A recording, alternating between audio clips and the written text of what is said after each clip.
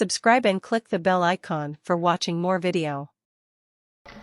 हैदराबाद के honourable CM Rao साहब से मुलाकात हुई, काफ़ी लंबी मुलाकात हुई, काफ़ी अच्छी चर्चा हुई। सबसे पहले मैं राव साहब का हमारी पूरी टीम की तरफ से बहुत बहुत शुक्रिया अदा करना चाहता हूं कि उन्होंने हमारे साथ टाइम निकाल के मुलाकात की और इतना प्यार और सम्मान हम लोगों को दिया। I am all of us are very very very grateful to him. हमने अपनी पूरी बात उनके सामने रखी और जैसा भी उन्होंने कहा कि दिल्ली के लोगों को न्याय दिलाने के लिए वो, उनकी पार्टी और उनकी पूरी सरकार दिल्ली के लोगों के साथ है। ये बात केवल दिल्ली की नहीं है, ये बात देश के जनतंत्र को बचाने की है। जो अध्यादेश पारित किया गया है वो देश के जनतंत्र के खिलाफ है, संविधान के खिलाफ है। सो उनकी सपोर्ट से हमें बहुत ताकत मिली है और हम इस सपोर्ट के लिए मैं पूरे दिल्ली के लोगों की तरफ से उनका तहे दिल से शुक्रिया अदा करना चाहता हूं। हमारी सरकार दिल्ली में पहली बार जब 2015 में बनी थी, फरवरी 2015 में दिल्ली में हमारी सरकार बनी थी। फरवरी 2015 में सरकार बनी और 23 मई को, मात्र 3 महीने के बाद, मोदी सरकार ने एक नोटिफिकेशन लाके हमारी सारी पावर छीन ली 3 महीने में। तो अब ब्यूरोक्रेसी के ऊपर हमारे से पहले शीला दीक्षित जी की सरकार थी। शीला दीक्षित जी का पूरा कंट्रोल था ब्यूरोक्रेसी के ऊपर, transfer, posting, disciplinary action, creation of new posts. So जितने सर्विस रिलेटेड मैटर्स हैं, शीला दीक्षित जी का पूरा कंट्रोल था। हमारी सरकार आने के बाद 23 मई 2015 को उन्होंने नोटिफिकेशन लाके ये सारी पावर छीन ली। तो as a chief minister of Delhi I can not even transfer post, education secretary, health secretary, deputy secretary, मैं कुछ नहीं कर सकता। वो सारी पावर छीनने के बाद 8 साल तक दिल्ली के लोगों को उन्होंने अपंग करके रखा। हम दिल्ली के लोग 8 साल तक कोर्ट दर court, high court, supreme court लड़ते रहे। 8 साल की हमारी लड़ाई के बाद 11 मई को, अभी पिछले कुछ दिन पहले, सुप्रीम कोर्ट की संविधान कॉन्स्टिट्यूशन बेंच ने, 5 जजों ने मिलकर 5-0 से दिल्ली के लोगों के हक में फैसला दिया।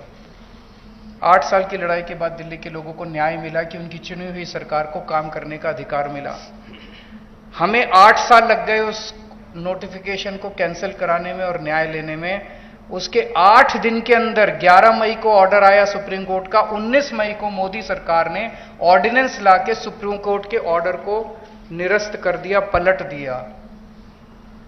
पूरे देश भर में लोग कह रहे हैं कि जिस देश का प्रधानमंत्री सुप्रीम कोर्ट को नहीं मानता, सुप्रीम कोर्ट के आदेश को नहीं मानता, फिर न्याय लेने के लिए लोग कहां जाएंगे?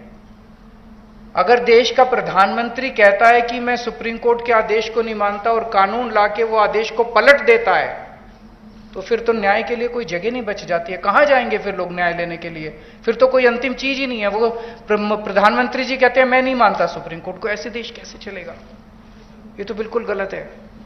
अब ये अध्यादेश लाके वापस सारी पावर छीन ली।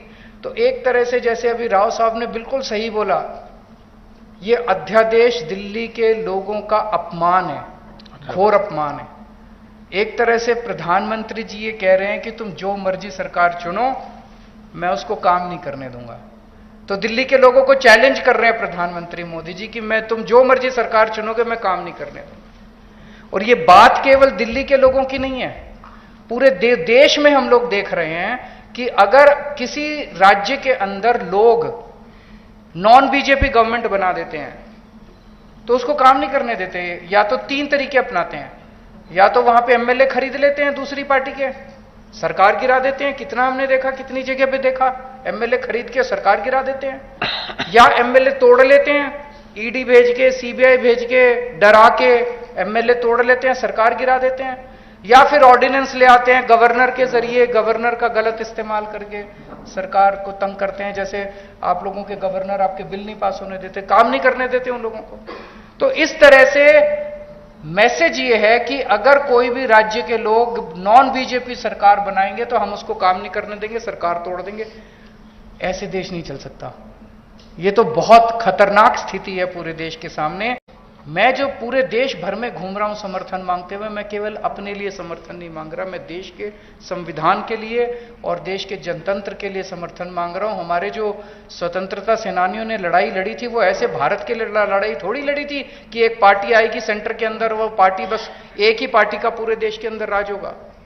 जिस तरह से आज इन्होंने माहौल बनाया हुआ है, फिर तो एक प्रधानमंत्री और 31 गवर्नर बस वो चला लें इस देश को, फिर मुख्यमंत्री बनाने की क्या जरूरत है, फिर चुनाव लड़ने की करने की क्या जरूरत है, फिर तो ये तानाशाही होगी। इस तानाशाही के खिलाफ हम लोग लड़ रहे हैं। राज्यसभा के अंदर जब ये बिल आएगा, राज्यसभा के अंदर बीजेपी के पास मेजॉरिटी नहीं है। बीजेपी के out of 238 MPs, BJP has only 93 MPs. BJP के पास मेजॉरिटी नहीं है। मैं फिर से शुक्रिया अदा करता हूं राव साहब का।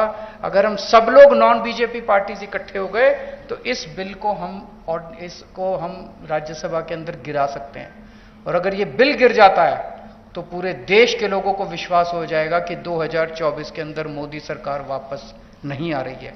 ये इसका सेमीफाइनल होगा 2024 का। ये कॉन्फिडेंस देगा पूरे देश के लोगों को कि मोदी जी को हराया जा सकता है। तो ये जनतंत्र को बचाने की लड़ाई है, देश की आजादी को बचाने